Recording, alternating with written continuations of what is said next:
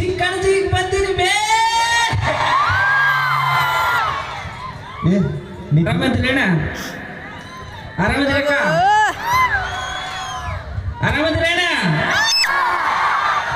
ನಾನು ನಿಮ್ಮೆಲ್ಲರ ಪ್ರೀತಿ ಆಶೀರ್ವಾದದಿಂದ ಚಲೋ ಅದೀನಿ